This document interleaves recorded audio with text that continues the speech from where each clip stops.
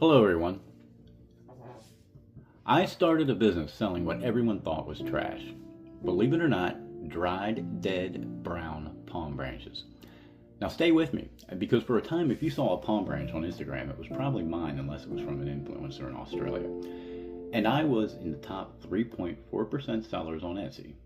This made a decent amount of money in the long run. It slowly snowballed up, but we got there. Also sold the Sony Studios Shark Tank pre-pitch. Not on the show, mind you. It was probably just a decoration for a luncheon or, something along those lines.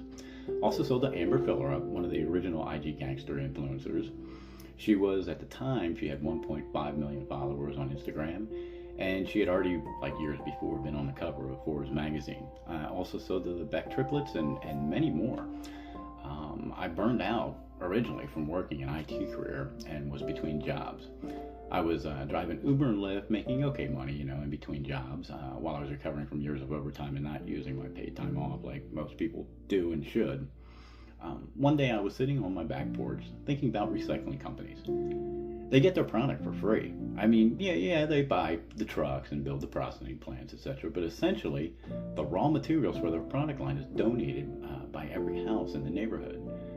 So while I was wondering, what can I acquire for free or hand make at a discount, I looked up and noticed one of the palm trees in my backyard. Then the idea came to me. I was like, palm branches. Yeah, palm branches. I ran some quick searches on my phone and was asking myself, why is nobody doing this? I went inside and told my wife what I was going to do, and you can imagine her response, and I quote, "Oh, brother, you're going to sell our yard clippings." Yeah, you can picture her tone of voice. And looking back, I really don't blame her. It did sound ridiculous. Later down the line, I got a lot of the rosy palm jokes, and if it was going to work, someone would already be doing it. You can imagine the load of attention I got. But I believe that since no one was doing it, is why it was going to work. I went and clipped some of the palm branches, placed them in a vase on the fireplace, and took a picture. I placed 2 separate ads on Etsy and, went on my daily way. About 36 hours later, I was pulling into a shopping center and I heard the classic cha-ching come from my phone. At the time, I didn't know what that noise came from, and I was happy to discover it was a $40 sale on Etsy. Now, I was both happy and curious. I called my wife, and of course she downplayed it. She's like, "Oh, that's nice, honey." Grumble, grumble, grumble. Next, I went home and messaged the client through the Etsy app and casually asked him, I'm like, "Hey, I'm kind of curious. What are you guys going to use it for?" Because I really had no idea. They messaged back a few hours later that the palms were going to be used as an accent in a Louisiana state flower show. They were unique and they had never seen anything like that before. That's when it hit me. That is what I needed to learn. That I was not my market. These things were being thrown out by the thousands every month in Phoenix metro area. But everywhere else, they're like gold. You can't get them. Supply and demand, basically. Also, I had launched at the beginning of a minimalist home decor movement where my new product line fit right in for home decor. And later down the line, I was doing whole wall coverings with dried brown palms for pictures, events, you name it. The plans were beginning to line up. I was getting a sale every 2 to 3 days until I got my first international sale to Paris. Paris, France, exactly. And about the same time, I got my first large order, which almost killed the project. Being a new Etsy seller, I had to wait 7 days for funds to transfer, and the shipping was going to be around $300. I had enough for everything else, but not enough for the packaging too. I went to the bed that night freaked out. I wasn't going to be able to make my first big sale. I was like, oh man, this is unbelievable.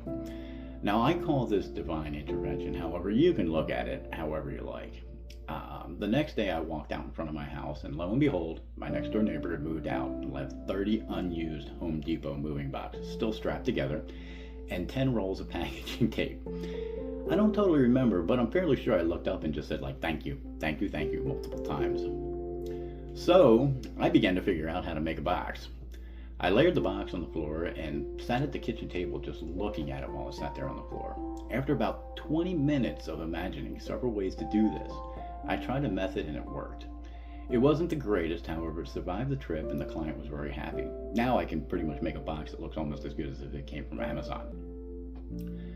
And going further down the line, fast forward a couple minutes or a couple months, I started this journey in about June. In August, I met my short-term business partner, Caitlin.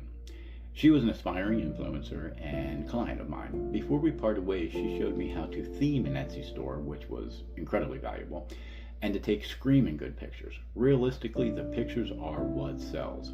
People rarely read squat. So if you have great pictures, it's going to increase your sales or at least get you attention. From there, business slowly took off. I was selling all over the world out of my garage and having the Department of Agriculture show up at my house for hygiene inspections of international shipments.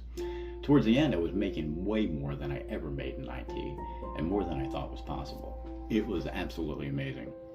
Now I have a few very important videos coming out to follow this one over the next week or two about what new business owners need to watch out for. Just to give you an example, just for starters, envy. You move up to maybe 3 financial clicks from the group of people you hang out, friends, family, etc. Yeah, everything's cool. It's like, ha ha ha, beers are on you this weekend. You suddenly move up 20 clicks and watch out. Everyone you hang out with will secretly hate you, believe it or not. Envy creeps in. Not everyone, but there's going to be some people out there that will not like you being successful, even if you're trying to bring them up.